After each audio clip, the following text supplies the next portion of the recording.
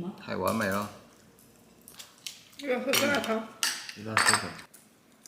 北京烤鸭、腰花、水煮鱼，还有酸辣汤。马上不是春节了嘛？发现一个非常有趣的事情，就是被大家提问最多的3个问题是什么呢？第一个是如何脏吃不发胖，第二个是如何高效的居家训练，第3个问题是如何向父母解释我喝蛋白粉这件事情。那我觉得这也太内卷了吧？那春节什么时候跟健身有关系呢？春节不就应该是跟家人朋友团聚团聚，好好聊聊天，促进一下感情，跟朋友对吧，吹吹逼，然后抢个红包什么的。不对，我知道了，你们是看健身视频太多了，导致呢我就怕你们得什么呢？错误愿望综合症。其实春节发胖是很正常的，所有人一起发胖就等于不发胖，对吧？你们的目标不应该是就是完全不胖，你们的目标应该是降低一点，变成少发胖。作为一个健身 UP 主，一个职业的运动员，我可以很负责任的告诉你们一个事实，就是你们关注的所有的 UP 主，我的同行们，没有人在过年期间真的那么控制饮食、注意身材的，除非他在备赛啊。如果我说这么多你们还不相信的话，那么今天我做个表率，我要吃给你们看。不过呢，吃是其次的，因为今天还是想给你们带来一些真实的干货。那么我要教大家如何吃得开心、吃得放肆，但是呢少发胖。那这个方法你们其实也听过很多遍了，叫间歇性断食。但是过年期间如何去吃呢？其实很少有 UP 主给你们讲。那么我作为你们好兄弟，我要告诉你们如何去落实下去。那么话不多说，直接干饭。间歇性断食的第一点，你需要注意的就是控制你的进食时间。如果你是上班族，然后又是在减脂期间，那么你最需要注意的就是遵循16-8的这种法则。什么意思呢？也就是16小时是断食，然后8小时是进食。你可以是早上10点钟开始吃第一餐，然后等到下午6点钟吃最后一餐，其他时间不要再进食。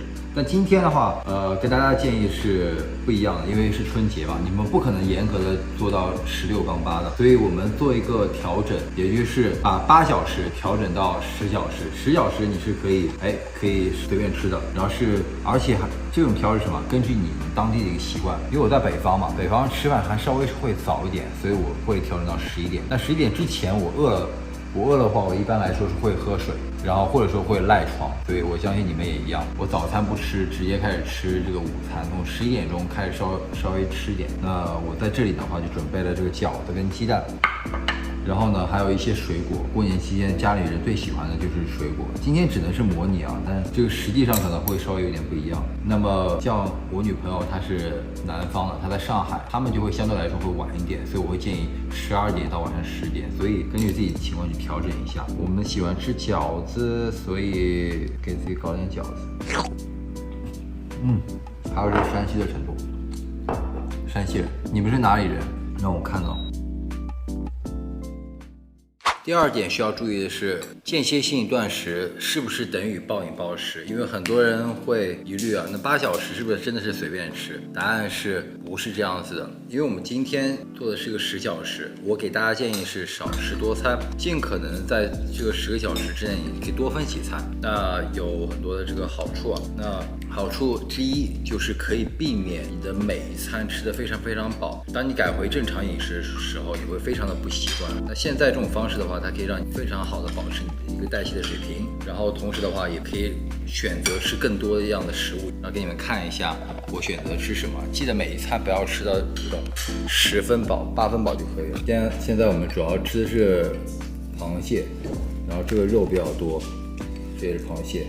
你会发现每餐其实量并不大，然后这个是一些炒肉，然后这是蔬菜，然后还有水果，整体的这个碳水比例不是特别高，然后这也是我们家的一个饮食的一个习惯。现在是下午3点半，那接下来一餐我应该会在7点半到8点左右会去吃我下一餐。下一餐的话可能相对来说会放肆一点，这一餐的话就要稍微控制一些，一定要记住少食多餐。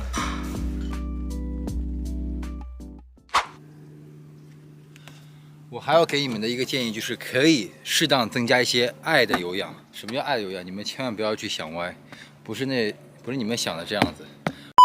我们说的爱的有氧，就是说跟家人一起去做一些互动的一些运动，比如说你可以陪他去散步。如果天气寒冷你不想出去的话，在家里面跟他们，比如说做一些平板支撑挑战啊等等，让他们明白，就是其实锻炼能够带给的不光是身体的健康，同时呢还有什么？同时可以带给其他人一些积极的一些影响。所以我们家人啊，其实现在已经都健身了，所以有时候我会跟我妈或跟我弟一起去健身。但是呢，我女朋友还没有去锻炼，所以我们会选择一种互动性更强的，让他们也参与其中。然后在无形之中适当增加点消耗，也可以防止你在过年期间长胖的过快。下面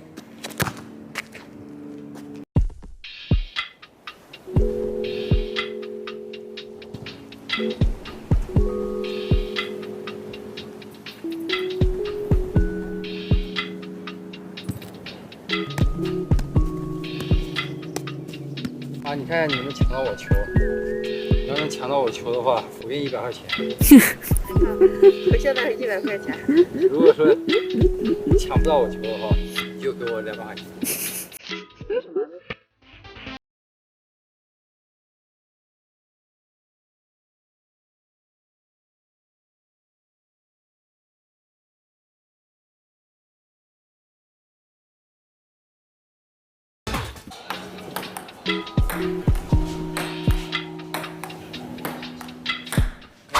我给你们的第4个建议就是适当的挑食。一般来说，晚上7、8点钟的这个饭都是在外面去吃，对吧？那我也是为了模拟，其实我们家吃的平时是很健康的，但是我们家很少去会做那种不健康的。于是乎，我就点了很多的这个看似不太健康的，比如说像北京烤鸭、毛血旺啊、新疆大盘鸡啊、腰花、水煮鱼啊、酸辣汤等等。然后你们看到这些健康的，就是这些菜啊，都是我妈自己做的，还有这个蟹是自己的。所以什么叫适当挑食呢？如果说你们跟全家人一起去吃饭，你不可能说是我想吃什么，你给我来一个牛排，或者说是我就想吃点那种水煮西兰花，这种东西也不太现实，并且呢，我觉得也不是很礼貌。应该是跟家人啊，就是一起去吃。但是呢，如何去选择自己的食物呢？大家应该都知道，蛋白质加脂肪其实不会导致自己去过胖。所以在这里的话，这么多菜有碳水，然后有蛋白质和脂肪，其实像这种油一点的话也没有关系，只要这餐里面不要吃碳水，其实就还好。所以你看一下，我这边的话就没有什么任何的米饭。如果说你们去外食的话，可以去听一下这个建议。那还有一个方式呢，就是说如何让你在外面的话也可以少吃一点，就是将你的盘子啊，将这么大的盘子换成这么小的盘子，你就自动会少吃一点。然后呢，我会如果说我要开始常吃了，我会第一个菜的话会吃蟹，因为它可以让你它剥的时候会比较累，消磨一下你的这个耐心。这个喝酸辣汤。对。然后呢，吃完一些蛋白质以后，我一般会第2步我会先吃点蔬菜，然后呢再去吃那种油的东西，其实就吃不下去多少了。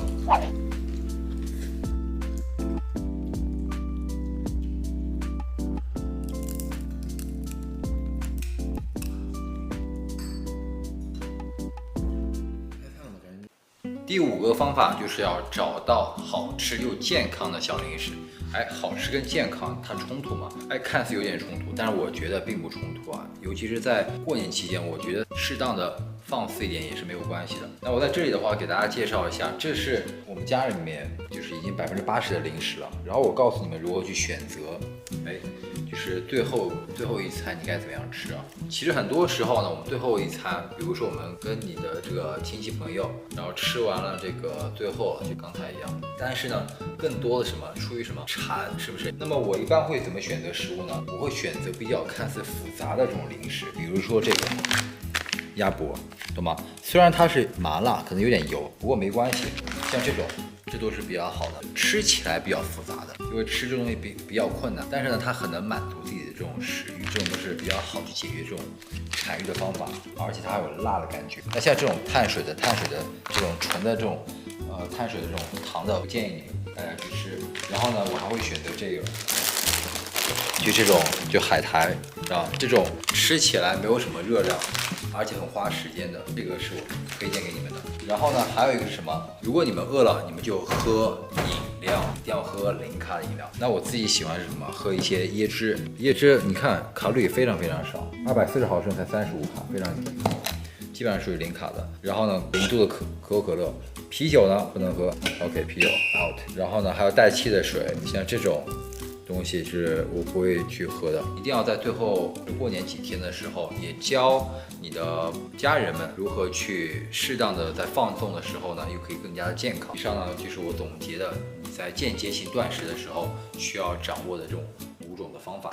如果说你觉得本期视频对你有帮助，记得一个3连，一定要给你家人也看看本期视频哦。另外的话，如果你真的控制不了，根本没有关系，你完全不需要焦虑，以及完全不需要给自己设定任何的目标，然后任何的去想关于健康2个字的东西。因为其实如果你光想健康，其实你就不健康了。心理健康跟身体健康都很重要，所以如果你长胖了没有关系，因为我在这里之后的话，我会出一期视频，单独的来教一下你们如何快速的就回到你们之前的状态，甚至还要更好。一定要利用这段时间，彻底的让自己放松一下，好好陪伴家人，好好的去看我的视频。下期见，拜拜。